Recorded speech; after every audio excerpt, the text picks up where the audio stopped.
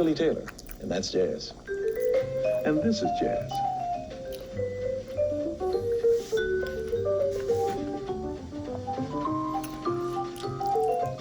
And this is jazz.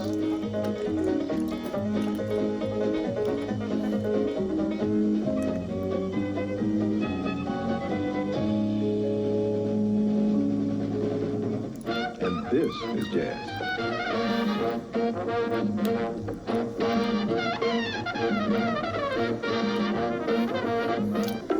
And this, too, is jazz.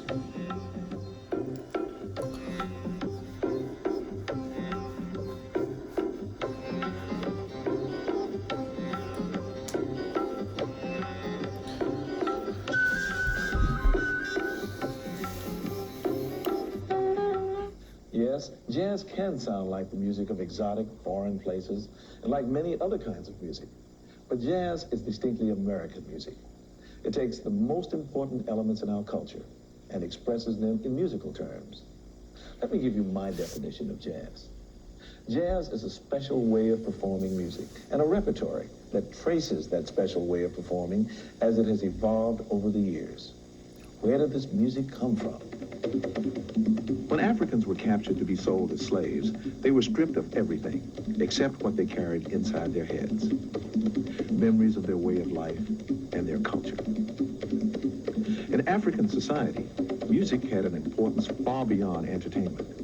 It served as a means of communication between people who spoke different languages, and it was a part of virtually every social activity from work to religious ceremonies. In America, where slaves were not allowed to speak their native languages and were often forbidden to use the drum, music became a means of survival.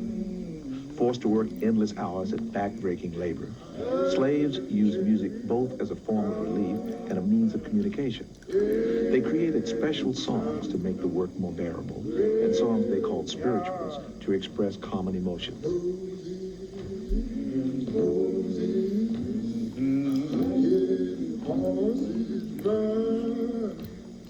Their shared rhythmic sense gave the music a unique vitality and spirit. This early music, created by black slaves, had all the basic characteristics of jazz. It was just a short step from the most rhythmic spirituals and work songs to the first authentic jazz style, ragtime. Though ragtime was created by black musicians, it seemed to express emotions and ideas that were so meaningful to other ethnic groups that it rapidly became the most popular music of its era. Jazz was a part of the popular minstrel shows and vaudeville shows, both of which introduced the music to wider audiences. It was also heard on street corners, in honky-tonks, and at picnics, dances, and other social events. Today, we think of ragtime as piano music, but it was first played on plantations and in southern towns by guitarists, string bands, fiddlers, banjo players, saxophone players, and brass bands, as well as pianists.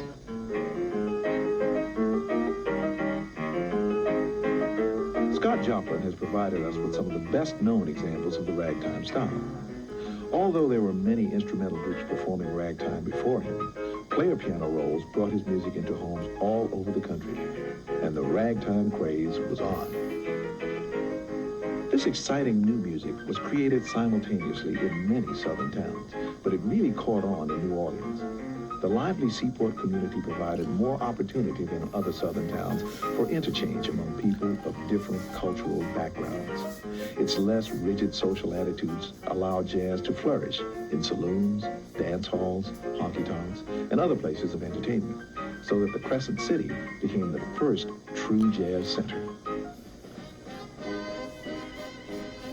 In New Orleans, music was and still is at the core of the black community's social life.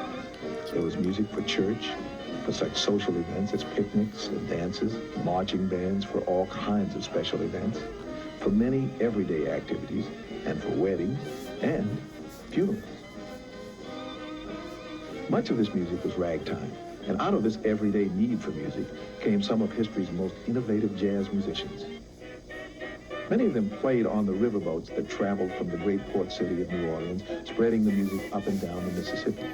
As musicians traveled around, jazz acquired its unique sound and developed its own standards of form, complexity, literacy, and excellence, and its own syntax. Freddie Kemper, Buddy Bolden, King Oliver, and Louis Armstrong were all from the Crescent City. These musicians and others, like Jelly Roll Morton and Sidney Bechet, took the forms used by earlier jazz musicians and organized their musical ideas to provide continuity, variety, logic, and coherence to spontaneous musical expression. Their music was full of contrasts, and it was flexible enough to accommodate a wide variety of personal musical choices. Out of these spontaneous musical ideas, a distinct jazz vocabulary and repertory was taking shape and being written down. One exception to this trend was the blues. Sometimes called secular spirituals, the blues sounded a lot like traditional spirituals, but the lyrics were different. Where spirituals expressed the group feelings and concerns of slaves, the blues expressed individual feelings and concerns in the years after the Civil War. In early blues, what was being said was more important than how it was being said. Its musicians were usually self-taught, and their music clearly showed the many links between the African-American song style and the traditional African song style. Started howling, and the rain began to fall. Although the blues developed alongside ragtime, most ragtime players of the time looked down on the blues because blues musicians were often illiterate wanderers who played on street corners and in cheap, undesirable places. The blues was basically vocal music, formed from field hollers, cries, shouts, grunts, and other expressive sounds that conveyed emotions too deeply felt to be expressed in ordinary words.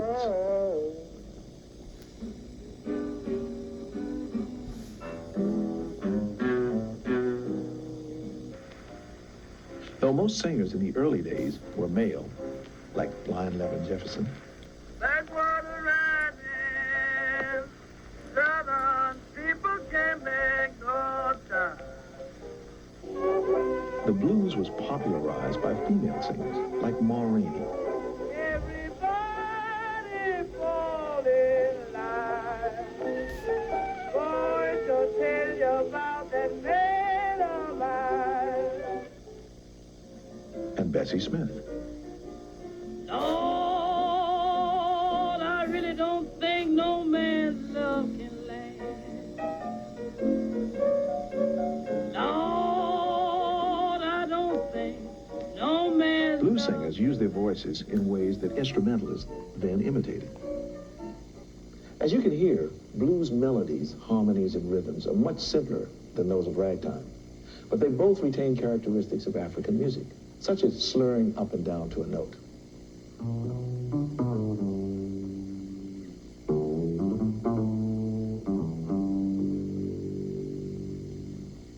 Vibrato.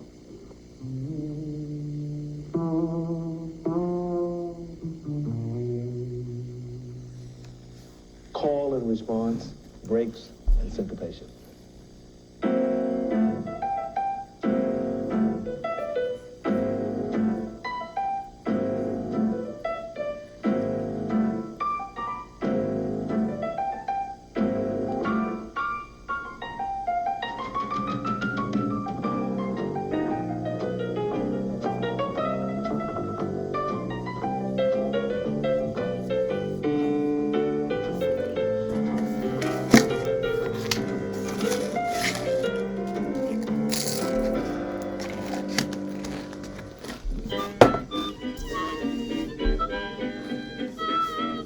As the popularity of the blues grew, instrumental groups were organized. There were string bands and brass bands. And there were country jazz bands that used homemade instruments like jugs, kazoos, and washboards. And as the music continued to develop a style and repertory, more traditional jazz ensembles began to incorporate its elements into their work. The most famous instrumental blues styles were called honky-tonk and barrel house music.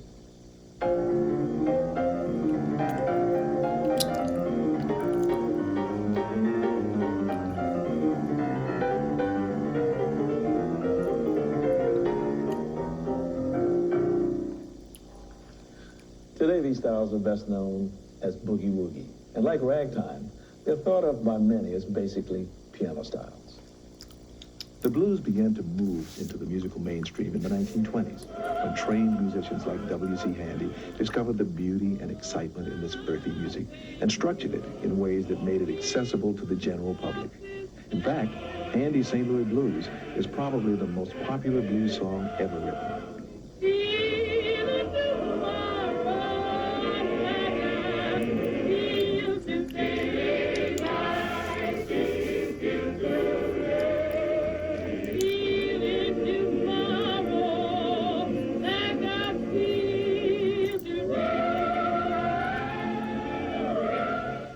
Although every jazz style has utilized some elements of the blues, the blues itself has continued to develop in its own way, and much of its basic simplicity and earthiness remains to this day. Country blues was nurtured in Mississippi, Tennessee, and Texas, but it flowered in Chicago and Kansas City, where it took on city attitudes. These urban centers attracted musicians from all over the country. Here, blues and ragtime musicians came into closer contact. In the lively exchange of musical ideas, performers began to improvise or compose spontaneously. Improvisation became one of the essential ingredients of jazz, a tradition that has remained basic ever since, through all the stylistic changes that the music has undergone. But from the start, jazz musicians quickly learned that you could improvise only if you knew the rules. For instance, if I use these three basic chords, G, C, and D, and back to G, in a medium tempo, I can create melodies like this.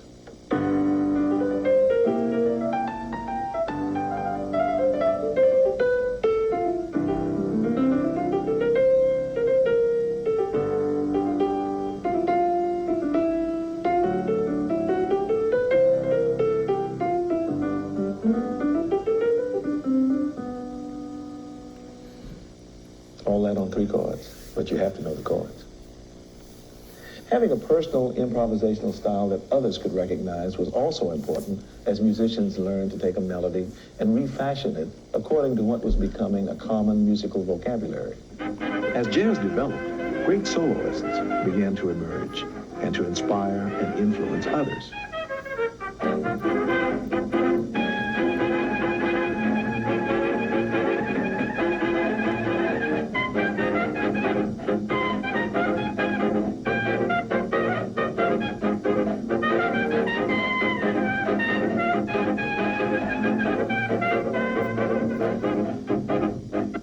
The solo improvisations and compositions were copied and studied. Formally trained musicians were influenced by self-taught players and vice versa. It was a time of discovery and crystallization of ideas and forms. Swing, the jazz style of the 1930s, had its roots in ragtime. The basic 2/4 rhythm of ragtime became the basic 4/4 rhythm of swing. Now, when that's translated into the drum set rhythms, sometimes it could sound like this in 2/4.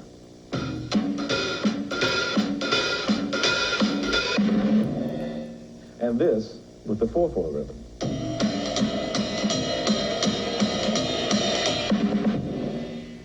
The relatively simple ragtime harmonies were expanded, and so were the melodic lines. The traditional ragtime band of 6 or 7 musicians grew into 14 and 15-piece swing bands with a new sound, a sound that came from merging the blues with ragtime. In the larger groups, the musicians had to read and write music, and musical arrangers became more important as the music became more structured.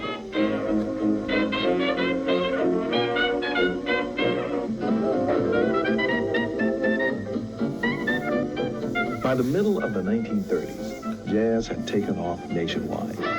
Big jazz bands played for shows and dances, and all kinds of small jazz combos, trios, quartets, and quintets, played in small nightclubs and on the radio. Radio broadcasts played a key role in popularizing the big swing band sound, and everyone who liked to dance or just listen to jazz knew the styles of Benny Moten, Count Basie, Duke Ellington, Fletcher Henderson, Cab Calloway, Benny Goodman, Don Redman, Artie Shaw, Earl Hines, and many others who were setting the standards for swing bands and whose music was heard night after night on the airwaves.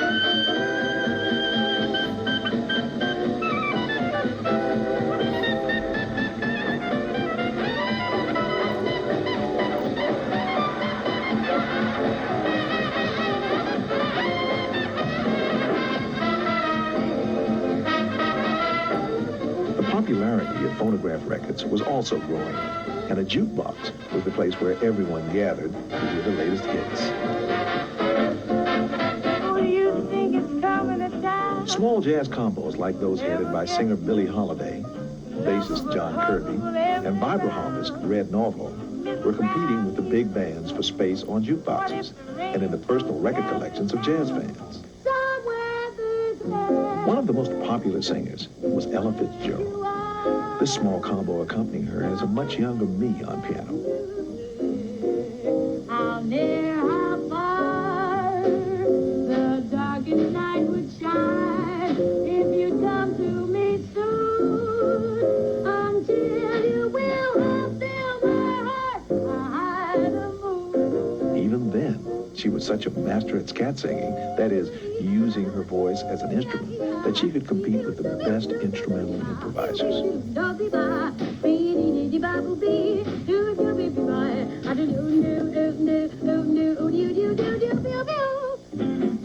As jazz records became more and more popular, jazz began to spread to music lovers in other countries. A group of French jazz fans formed the Hot Club of France.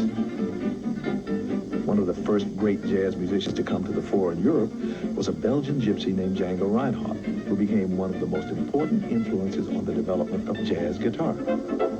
European interest in jazz increased partly as a result of performances by expatriates like Coleman Hawkins, and partly because of the huge influx of American service personnel during World War I. World War II affected jazz in other ways as well. The big bands broke up as their members were drafted into the armed services. As conditions changed at home, vocalists became more popular, and the big bands never recaptured their pre-war domination of the popular music scene. Although black and white Americans were still segregated in the U.S. Armed Forces, the experiences of the war brought about some changes, such as the conscious integration of jazz groups in New York and other large cities. Before the war, when this picture was taken, it was rare to see blacks and whites playing together in public. The late 1930s were years of transition when the seeds of the next important development in jazz were being sown. Charlie Christian was fusing Texas blues with the lyrical melodic style he had learned from Django Reinhardt. Christian was a pioneer in using the amplified guitar as a solo instrument rather than a rhythm instrument in jazz performance. Coleman Hawkins had developed a linear style of playing, while Lester Young was experimenting in another direction, in a more restrained, cooler style. Others, Roy Eldridge, Jimmy Blanton, and Art Tatum, were expanding the vocabulary used by trumpet players, bassists, and pianists. At about the same time, Sid Catlett and Joe Jones were redefining the role of the jazz drummer. All these developments occurred just prior to the emergence of bebop, so that this period of transition later came to be called pre-bop. Duke Ellington, as a composer, arranger, and performer, enlarged the scope of jazz melodically and harmonically. So did Milt Buckner, Don Byas, Trummy Young, Stuff Smith, and Nat King Cole.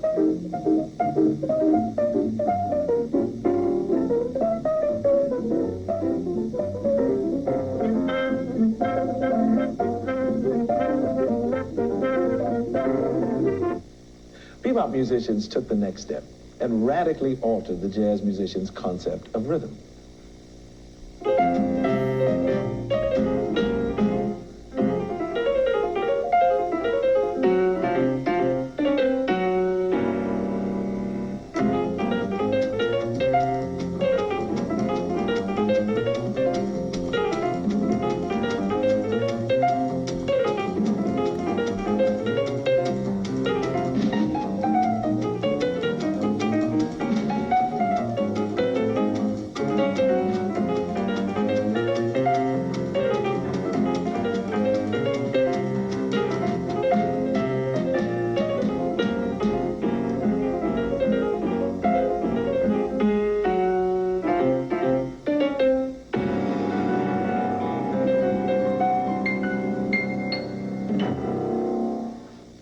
musical vocabulary of jazz, in common with all music, is distinguished by the ways it uses melody, harmony, and rhythm. The composer Tad Dameron used Cole Porter's What Is This Thing Called Love to create a new jazz song called Hot House. Dameron took this melody.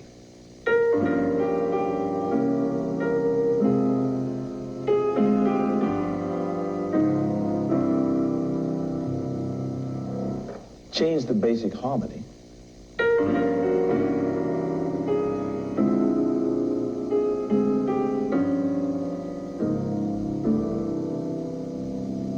He changed the rhythm and created a new melody.